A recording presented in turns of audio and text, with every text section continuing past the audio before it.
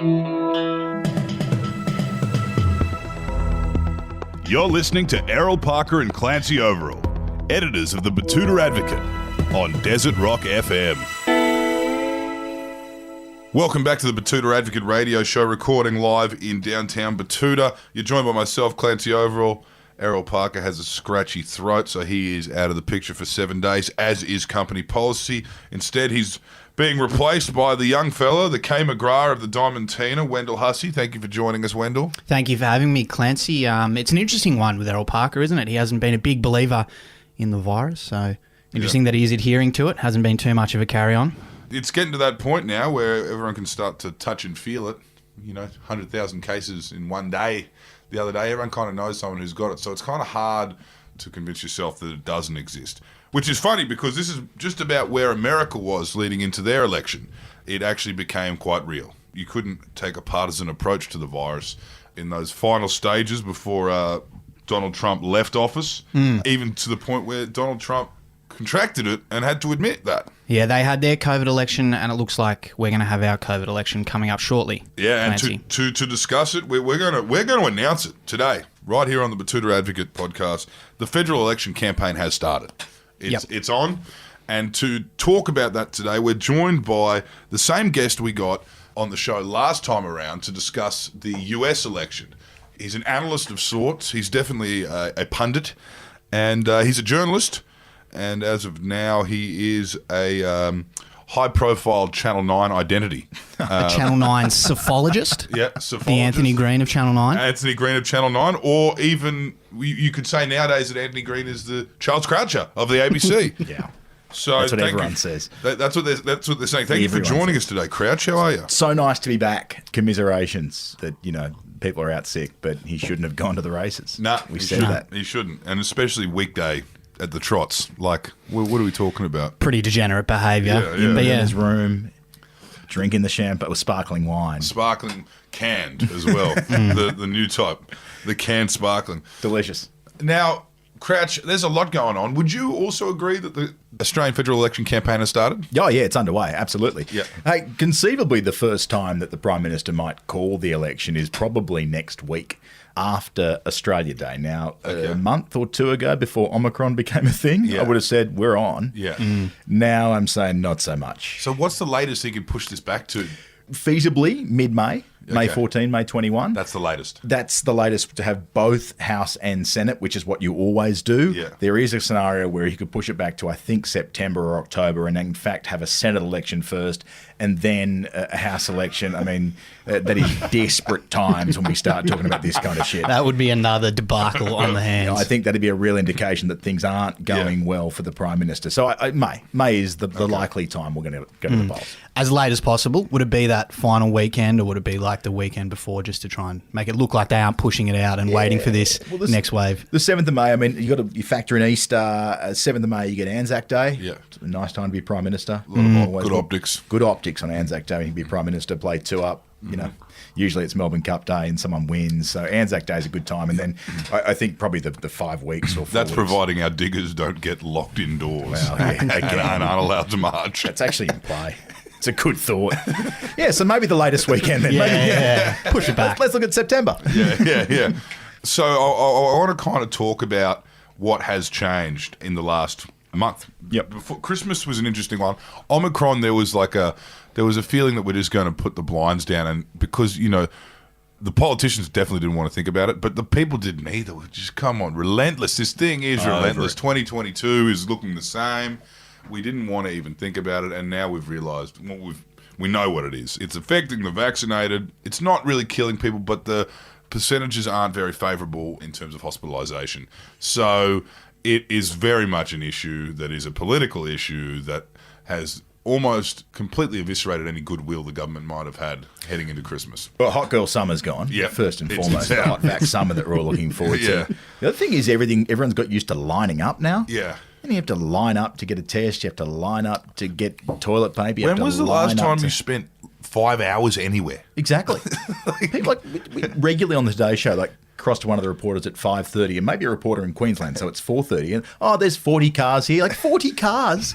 The joint's not opening for another 3 hours just to get a test, just to maybe go to work? And this town doesn't have walk-ins, so unless you own a car, you're not getting tested. Well, I hope you find someone that can let you in the car for 3 hours. Then we've got the RAT shortage, which has since turned into a much greater issue, which is just a general supply collapse across Australia. And the duopoly has let us down for the first time ever. We thought that was a foolproof system, but Coles and Woolies are out, and Bob Catter said it'd happen, but they've failed us, the Australian people. He's known for a while, hasn't he? I know. You've got to go independent. But what is happening here? Is this like unprecedented? Does this look like we have a government who has allowed this to happen? Well, I mean, the problem is we the whole way through this pandemic, we haven't known really who's in charge of what, right? And the blame is getting shifted around, and some states will take responsibility, others won't. The rat thing is clearly an issue. I'm surprised it wasn't one that the government's taking a pretty hard stance on. We're not going to give VAT-free ones. Yeah, that's a funny one. That's a hill they want to die on. Because it only took Albanese and his government about 48 hours to decide they should be free. Hang on. Yeah, we can do this. First it was they should be accessible, and everyone was like, should they be free? I wouldn't have a problem with them being free. Should they be free? I don't have a problem with that. And then eventually the next day, all of the Canva memes were across the internet, and they were calling for it. Boris Johnson's realised there's a value in free there. The other thing that's changed, and this is a really big one, depending on who you talk to, is that the New South Wales Premier has changed. Yeah. There are a lot of Labor people that were nervous 3 or 4 months ago about their seats because of how popular Gladys Berejiklian was. Yep. You speak to them today, a lot less nervous. Okay. And that's got a lot to do with Omicron, it's got a lot to do with failings across the board, but they think that without Gladys Berejiklian there, that's one big force, one big pillar weapon in Scott Morrison's armoury that's out.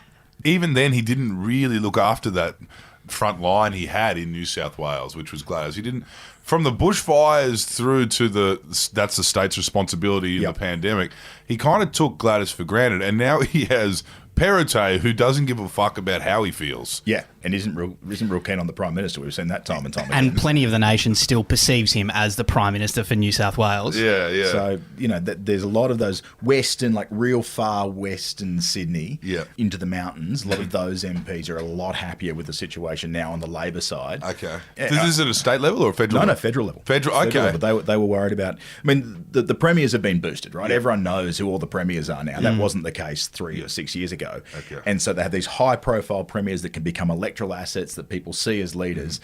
And all of a sudden, these New South Wales MPs are looking around from Labor's side going, whoa, we've got Gladys Berejiklian here, who everyone likes. Yep. There's that real adherence to Gladys, and obviously not everyone likes, but the majority do. No, she was quite a gentle kind of presence throughout that whole Delta wave, and people kind of had an affinity for her from all sides of the political spectrum. As we saw, even her detractors felt pretty bad for her when she got rolled. Yeah, totally. So they're a lot happier now, those Labor MPs, about the prospects coming up. So let's talk about the branding that we're seeing off the bat.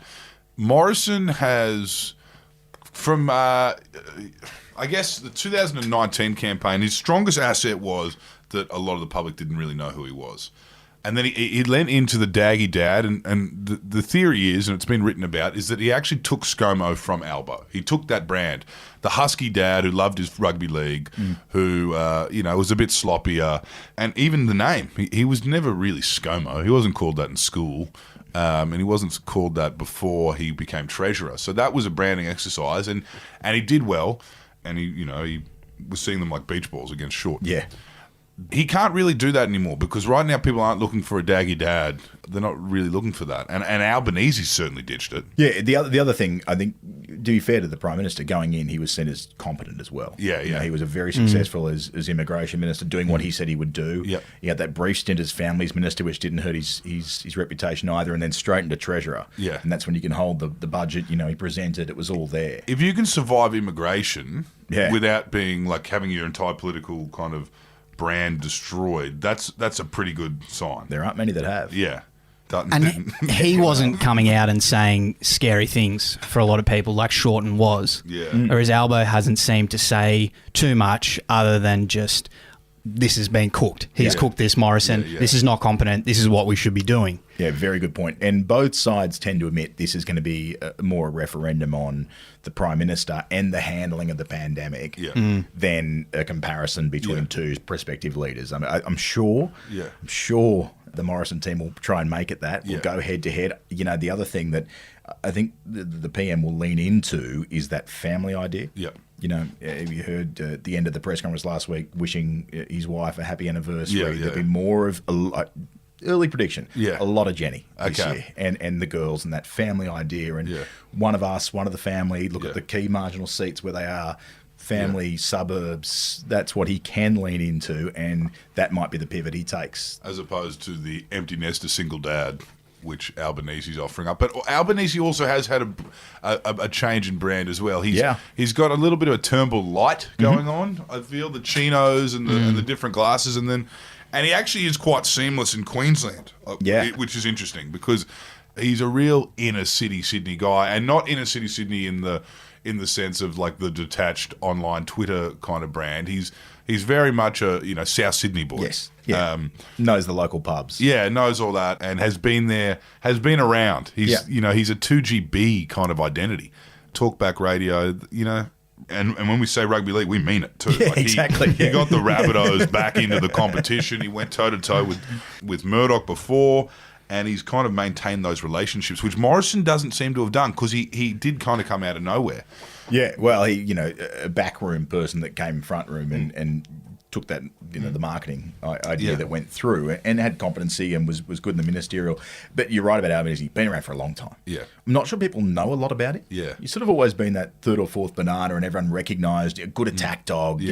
Was good off the hip of Rudd and then Gillard for a while and even Shorten. He's a pretty loyal deputy. There was a bit going on in the background. But for someone, not a deputy, but someone that was in the team, he was pretty loyal and picked. He likes fighting Tories, that line he used to have.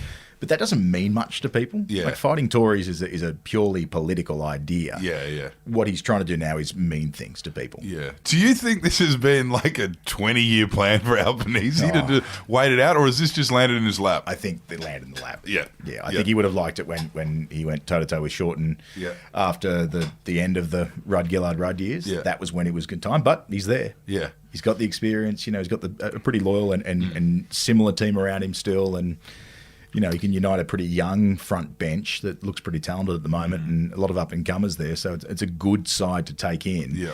However, he hasn't been tested at that top level, which is the election. And that's where Scott Morrison is proven. You'd think that the media would be trying to land punches by now on Albanese. That's one thing I would say because they're certainly doing it to Morrison. He's in the ringer every day and he's become a bit too familiar with the 24-hour news cycle where he can't really keep up with his own kind of narratives that he's putting forward. I mean, I would say Djokovic is an example of that.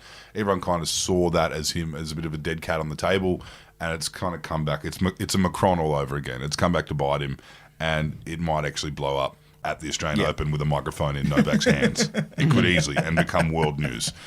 He thought it was when Novak wins. Yeah, it's world news already. But it's also searching for that. He's searching for something, right? Yeah. He's searching for his attack line. It's very much what Howard used to do, right? He'd be back at this stage and be behind, and we'd be thinking, Simon Crean, he's going to be Prime Minister, or Kim Beazley again, or Mark and Latham might be Prime Minister. And Howard would always find his way. He'd find his issue and just hone in and be so disciplined on the message. And Peter Costello was at his side. Again, discipline was all about those campaigns.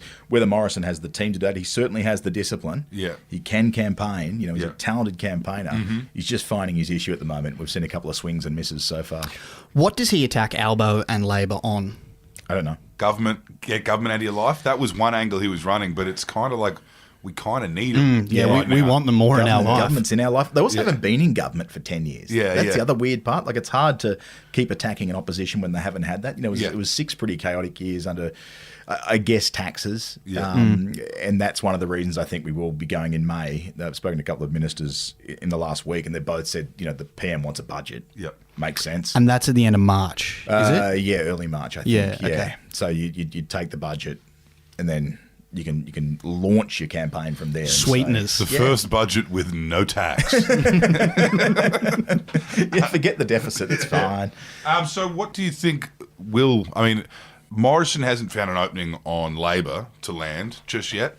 But you would have thought that there'd be talk of retiree taxes and that kind of shit. Like it had already heated up from shorting this far out. Do you think Albanese has some allies across the board? Like he always kept pretty tight even with the opposition. Yeah. Like he always kept pretty good relationships and like pivotal Turnbull MPs and him were good mates. People like him. Yeah, he's very likable. And people in politics have been there so long too. So he's seen them from when they were backbenchers. And perhaps when he was the infrastructure minister, he would talk to them and would be happy to reach out to both. So that's where he's got that the goodwill. I think the best allies that he's going to have are the premiers. Yeah. Mark McGowan, Anastasia Palaszczuk, to an extent Dan Andrews. Yeah. Like these are, particularly those first two are huge kingmakers in the biggest states or the most important states come this election. Tribalism will play such a big part in this election, won't it? Mm-hmm. Exactly. With the closed borders, firing up. The Croods, people living in a cave over in Western Australia. There's been some pretty emotive language thrown around against the premiers by the Prime Minister. That brings us to the next point.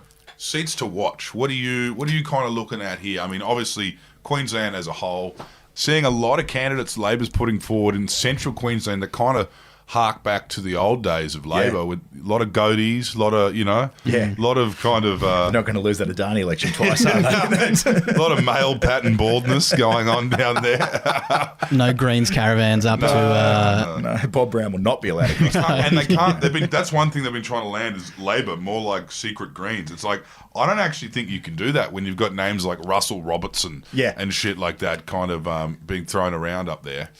CFMEU members, like out and proud card-carrying union officials. Well, I think that's where they saw all those votes go to One Nation last time. And that wasn't just in Queensland. It drifted into the Hunter as well as a couple of seats there we'll get to later on. But that's certainly something they've negated. It's pretty smart by Labor to get rid of that. Get Anastasia Palaszczuk out there, she's had a big election win since the last federal election. That's kind of working. And there's a couple of seats up there, 2 or 3 in particular, that is really for taking. I know that Labor guys love the idea of winning Flynn. Yeah. That's the local mayor that's, he's a good candidate. Yep. The local mayor that's a good candidate up there. The other one, Longman, which is Roy's old seat, just sort of hasn't, that's one that flips back and forth a bit. There's talk of Leichhardt in the far north. Yeah. Warren. Yeah, Warren Ange. He's a good local member, though. Yeah. Like, that would be a hard seat to take. But he's never announced whether he's running again or he's not. He's kind of at retirement age. There's a few of those around. Yeah. The thing is, I mean, that's all in the tourist dollar, right? They've been locked out. So whether the PM can try and play that off against Anastasia because it's her, Anastasia Palaszczuk because it's her electorates, and the Premier's got the border I don't know. But Queensland is one that always goes. It's how Rudd won. Yeah. It's how, it's in many ways how Scott Morrison won last time. Yeah. He won Queensland. Yeah. Yeah. Well, he said that on his speech. He said, how good's Queensland? And he meant it. Those central Queensland ones are interesting. The Bundy, Mackay, Rocky traditionally have decided elections. Like the rural Labor kind of exists there, and Kevin brought it all back. Queensland means a lot more to them than pundits down south will think. Yeah. And with Anastasia, Anastasia flipped all those seats on a state level, so it'll be interesting to watch there. And what happened in that election? Remember we spoke about the Queensland election. The One Nation vote collapsed and went back to Labor. Yeah, it didn't go back to the right like everyone kind of thought it would. And everyone thinks it comes from the right. It bleeds from the left. Yeah, it bleeds from the Labor movement. The Labor. I think it's coal miners. People are worried about jobs. Yeah, jobs are really important to people, and that might be the PM's election pitch, the old jobs and growth of the Turnbull 2016 days. But jobs are important. It's an interesting angle that Labor's running on that one too, because they are bringing coal miners on board, and that's a conversation that people have said over the years when Labor lost their way under Shorten on this issue, is that some people were saying this and they weren't really being listened to at the time, but you do need to bring these industries, carbon exposed industries, with you on this journey if you even are thinking about transition into renewables or whatever, because what we'll end up seeing, and this is what people will vote because they're nervous about, they'll vote on this issue, is the taxis and Uber. You know, I mean, we said no one consulted a cab driver on what they thought about Uber and how that was going to affect them, and we ended up with a very complicated setup where now it just doesn't work. Yeah, every dollar from every fare goes to a taxi driver or something like that. Yeah. It was just messy, and it was pitched as innovation and the future, and it just fucked over an entire workforce. So Labor, it is a smart idea to bring coal miners on board to have these conversations, because And we've seen it with JobKeeper. There are ways to,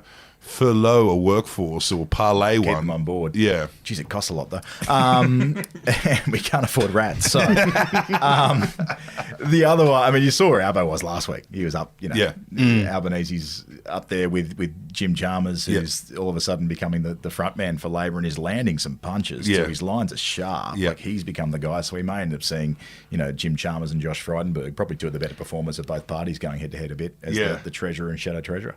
And Albo's made sure, or whether he's made sure, but he's been pretty good at staying off the papers down in Sydney about what he's been doing in Queensland, visiting all the coal mines, stopping into these towns. He's made his presence felt there, but it hasn't really... Not like shortened, like the Two-Face saying one thing in Melbourne and another thing in Mackay. Yeah. I wonder if the threat's a bit less from the Greens this time around too. The election stakes feel bigger. Yeah. I guess the world events have been bigger in the last 3 years. All of a sudden we've had the bushfires, the pandemic, the economic management of the pandemic, which would be a strength for the Morrison government. They got everyone through, kept everyone on jobs. But it was one. It was one until they tried to distance themselves from their own goodwill. Like to the point now where they're making people pay for RATs. That's a long leap from JobKeeper to buy your own tests. And in terms of cost, I mean, it's chalk and cheese, right? But they will play on that against jobs. You go to business and jobs, and so that's where everything feels a bit bigger. So that tendency to vote third party would be diminished, I would think. One Nation should take a hit then, you would imagine, in places like Queensland? You would think so, but then I'm not sure how much that One Nation message is hitting home if people have just had rats of both parties. Yeah, maybe that's the option. I mean, Clive Palmer certainly thinks there must be some anti-vax vote. The gutful vote. Exactly, yeah. They've had a gutful of they're liars. We'll teach them. Yeah. Freedom. That's a big one that's been thrown around, and it's actually one that both the major parties are distancing themselves from the term freedom because it means something completely different in this day and age. Now. Yeah. So that's Queensland's obviously big. Tassie, 3 really interesting seats in Tassie. Okay. It bounces back and forth a bit. Bass and Braddon are the two at the north, one northwest, one northeast. They tend to tick-tock a lot. I think the Libs hold both of them now. They're defending the smaller electorates. One of the margins is 600. One of them is a bit safer. And then there's a Labor seat in the middle of those two that the Libs are pretty keen on. I think they think they can get after the member there. It's a set of Lions, which the Libs won back in 2013 in the Abbott slide. They can get that back. So weirdly, we start looking to Tassie. Yeah, as the Libs last kind of and a couple of decent Libs' most promising kind of patch. Yeah, a couple of decent candidates there too. That Bridget Archer is one of the Liberal candidates. I think she's in Bass. She was the one that crossed the floor on ICAC. On the federal ICAC. So she's making a bit of a name for herself locally. Okay. A bit going. She's got a bit of Jackie in her. A little bit. Yeah. Okay. And sees where the votes are there too. So. What about WA? This is almost something we can't predict. Like, in December, everyone was laughing at McGowan saying he's going to have to walk himself off this tightrope. Everyone's got plans to open up. He does not. Christmas is ruined. He couldn't give a fuck. And now he's been 30 cases. He's been vindicated by the fact that there's only now 30 cases, which could turn, as we know, into 30,000 in a week. But he's still made the effort and he's held the line, and they appreciate that from him. Well, he was punished by only winning 53 of the 59 seats, right? That's like, and then they really took it to him in that election. And one of the 3 of the opposition that held seats is now under investigation for horrendous crimes. So I think, one of 3 in opposition is now being investigated for child pornography in WA. So that's not a good look for them on a state level. Going. Especially a minor party over there. They put up an opposition leader who's a young kid that they know is just going to get taken with a baseball bat, and then he retires. And got out of there. Yeah. Swan, Pearce, Hasluck are the 3. So Pearce was Porter. Yeah. Okay. But there's also an opinion amongst the Libs that they're a better chance of winning it without Christian Porter there now. Yeah. Okay. Because of all the baggage that for sure. Once the former future Prime Minister. Yeah. It looks like a clean slate if they bring someone else a little in bit, there. And but there's other seats over there beyond those that are now under threat as well. And they wiped a seat out because of the redistribution. On top of all of that, if things aren't hard enough, like Mark McGowan's become Scott Morrison's chief antagonist. Yep.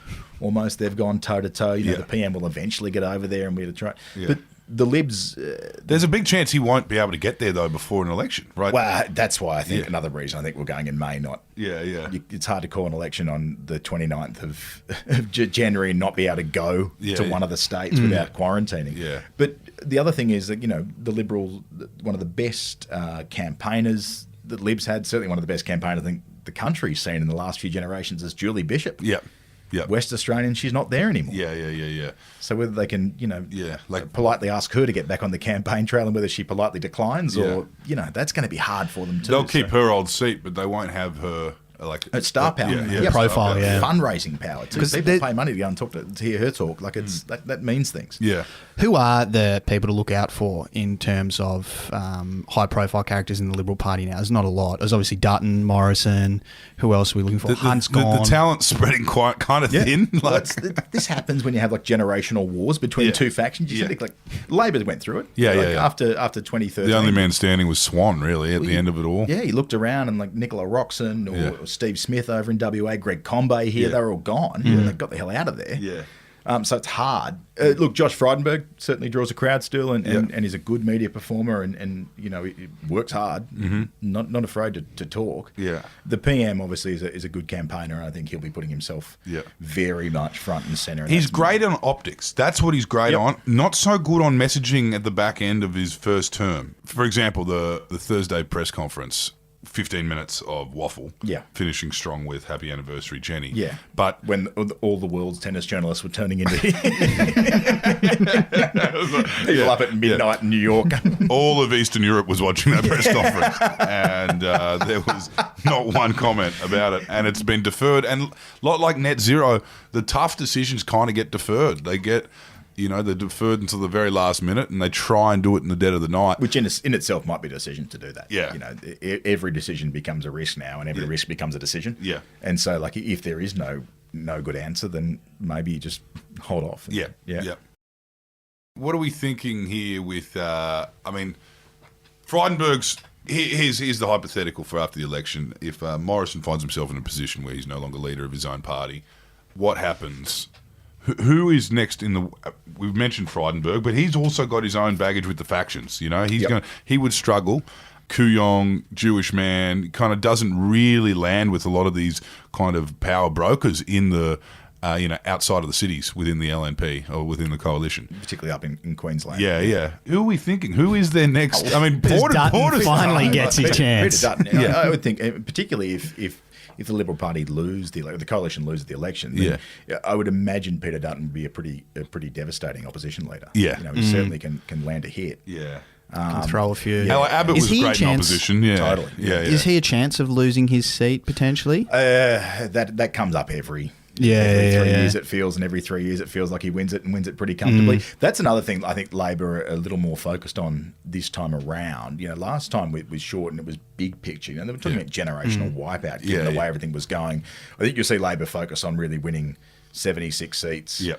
Maybe 78, maybe 79 if they're lucky. You only need 76 to win. I think the mortgage belt is a tricky one for Labor. Yeah, I think that's their focus. They're not going to go big and say we're going to win Kooyong or Higgins or I think their focus would be that's what they're going to win. And then to say that's what the Liberal Party have done so well. Yeah, they just win. Yeah, they do. Christopher Pine used to make that joke all the time, election winning machine. Well, look back the last 30 years. It's not a bad line. Well, the last 100 years, Labor have won from opposition twice in the last 100, maybe even 200 years. So it's an interesting one. But who else is in the wings? I just want to think about that carefully for the Liberals, because if there's another question to ask, if they do win, the coalition wins again, we get another 4 years of factional drop-offs.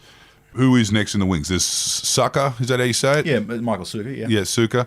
He would be a rising kind of talent, but still deep in the factional shit. Yeah, I think that's the same with Labor, though, right? Yeah. The rising talent's always deep in the factional stuff as it appears early. Yeah.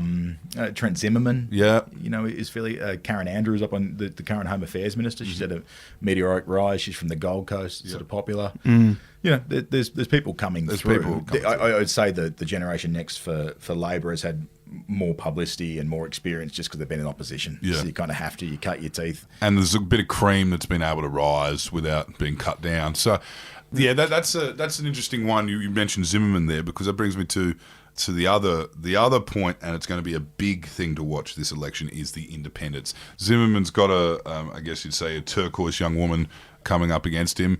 We've got Allegra Spender out there in Wentworth, in Turnbull's old seat, actually from a big Liberal family and daughter of Carla Zempati, heritage out there in the eastern suburbs of Sydney. Then we've got Zoe Daniels down there in Goldstein. We've got a couple more popping up. It seems to be a formula. It's the Zali DNA, right? It's coordinated. Yeah, that's for sure. Yeah, the Libs don't seem concerned about that at all. Okay. I mean, they may have to spend a bit more time at home. I don't know whether Dave Sharma's looking at it in Wentworth. I mean, he's been there before. He's had a run against independents before. He knows that.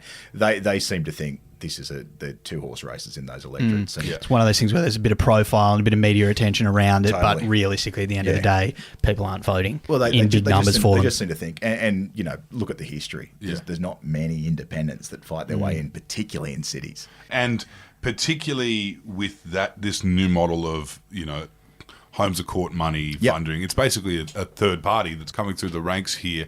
And you're right, it's New England. It's like you can't predict where an independent's going to be. Yeah. Barnaby Joyce, one of the safest national seats in the country in New England, was independent for years. Yep. Catter in Kennedy, exactly. Or Kathy McGowan. Oakshott. Kathy McGowan. Haven't got anyone popping up in Maranoa yet. No. Little Proud's probably pretty safe. They'll pop down pretty bloody quickly if they do. Little Proud will join Labor before an independent wins there. Even Peter Andren out in Calare in New South Wales, he was there for years. Like once those regional independents get in, they tend to stay in. Yeah. Wilson Tucky, who I think had a party affiliation in Western Australia, but was so wild he may as well have been an independent. There's a few of them. Once they get in, they stay in, but it's just hard. Yeah, Zali will stay. Yeah, if she gets through this one. Yeah. The Libs will fight pretty hard for that seat. Win back Warringah. Exactly. It's just hard. Yeah. It's hard to stay in. Karen Phelps like that in Wentworth. Won it, got a seat, and was out the next one. Like it costs so much to advertise. She was in for 3 months. It just costs so much. And then, state level, we're seeing it. There's quite a few of them. Here in Sydney, there's a pretty good local member that's doing well, but just hard. Hard to win seats like that when there's so much. The media reach is so big. If you're in one of those regional towns, you can be on the news every night. As an independent. If you're in Melbourne, it's pretty hard to get on the news once a week. As an independent. It's just that's what makes it difficult.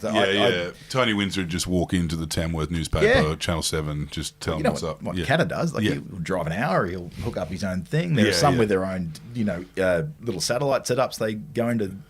Well, is the worst case scenario for the Libs is they win but lose all their brains to some independents. They win but have to negotiate. I think either party in minor party. Look, that might be one of the. Well, they lose their moderates anyway. That might be one of the Liberal Party's campaign ideas too. That you either get Liberal majority or Labor minority. In which case, that's when you can pitch to then they're going to Adam Bant or they're going.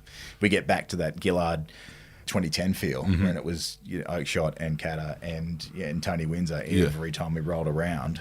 Be exciting. Yeah. We don't need another 3 years like that. Or just another 22 days. When they had sandwiches at every meeting because Bob was hungry. But when Jacinda Ardern and Bill English went through with Winston over in New Zealand. Winston ended up being a great attack dog for Jacinda in the end. But he went fishing for a week and we all just waited.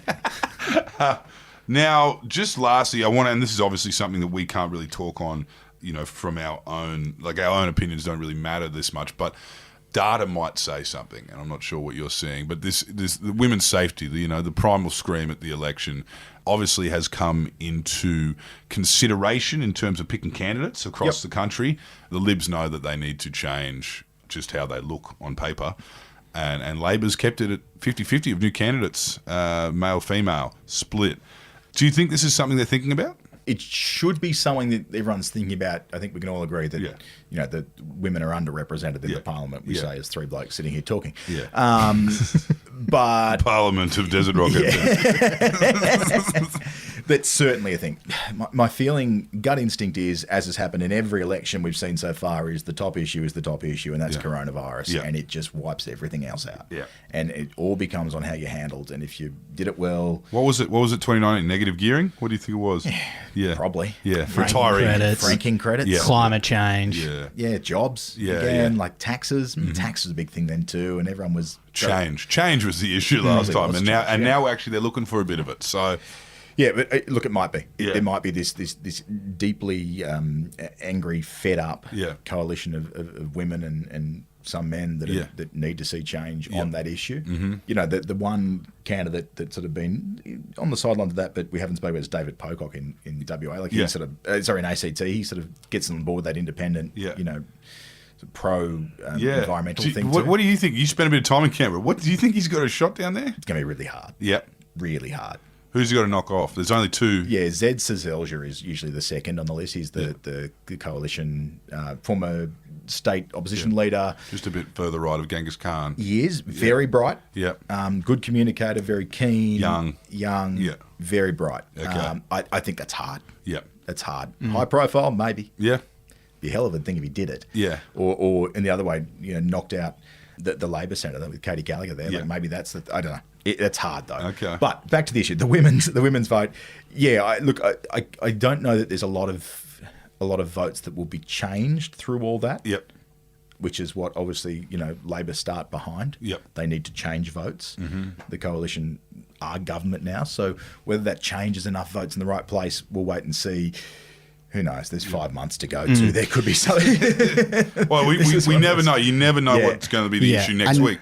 Yeah, each week there seems to be a new thing with the government. What are some of the things you think that might pop up over the next couple of months, particularly for both sides? Like, what is it that they might start attacking Albo on? I know I asked that earlier, but things that will pop up that will cause headaches for him. And are there things with the Liberal side of things, Liberal National side of things, that are kind of foreseeable? Like the rat shortage, people were talking about that before it happened. Is there going to be other stuff coming up over the next couple of months that it's like, that was obviously coming up? And you have to give answers before the election. Yeah, exactly. On shortages, Joe Biden last week put in a bid, a order for a heap of N95 and those high-quality masks. Let's wait and see what happens with those. Yeah. If masks become the next big thing that you need the best kind of mask, because all of a sudden, like if that becomes another thing that we're all in line for, like let's see what happens with that. The cute masks. Yeah, you need the better masks, and all of a sudden that bit of cloth that we've all been I don't know. Yeah, that's one on the short term. The budget is the Liberal Party's big chance to reset this and to hone in on a message of we're going to create jobs, we're going to lower taxes, we're getting the economy back going. A bit of juice in the economy. People got money to spend. It's with all the house savings been there. Maybe it's house prices. Yeah. All of a sudden, interest rates are going up again. Yeah, but I think that's the big one. If they can get a message on the economy and say, this is how we're creating jobs, this is how we're going to get more money. And hopefully we're past this thing and now we're the sound economic managers. Now, here we go. You don't want to throw it over to Labor now. Exactly. Yeah. The other thing is, you know, there is always the threat of China or Russia. Oh, the khaki election, we haven't even spoken about that. The tanks and submarines. I mean, that's one for another time. But is that a sign of desperation when we're talking about war? Yeah, it's never a good thing if you're talking about war usually. Yeah. But it's also a sign of national security. Like you've got to focus on it. Yeah. But at these times, you know, there's always just that threat. And if Russia starts playing up in Ukraine or China come back into the field, and I don't know. That shit like that is how McGowan got in. Like everyone forgets that. Pauline. The Libs had backed Pauline for a preference deal, and Pauline made comments where she supported Putin after that plane had come down with some a Perth family on it. Yeah. And they took baseball bats out on the Libs over that. So that and the anti-vax stuff before any of this, like the real early no jab, no play stuff for the kids. So there'll be something that pops up. It's just, that's the other thing. And we can never know. No. It is. Who would have thought that the AUKUS submarine deal would turn into Macron at Glasgow? You know, lighting up Australia. You know what I mean? No one knows what is being checked off and what is being looked after and what is being followed up on. And what's around the corner. Yeah. And Labor don't need to worry about that right now. Like, Labor don't need to worry about the fine print for whatever they're saying. They can just say free rats. Competency. But then also, the Libs have proven in the past they're good at jumping on those things. Yeah. Taking advantage of opportunities. As I said, John Howard was the master of it. And John Howard has a keen ear of Scott Morrison, who he listens to, and maybe. Yeah. Okay. Well, it's interesting. We won't ask you for your predictions. It's too far out. But I will get your phone number and message you leading up to after it gets announced, just to put on some bets. Okay. Yeah, that's what sweet. we'll do. We'll talk. Individual we'll talk. seat Niche seats, yes, let's talk please. about the bookies. One that might go to the Something greens. really sad on television if it goes badly. Thanks for joining us today, Charles Croucher. Anytime. Get Thank better you. soon.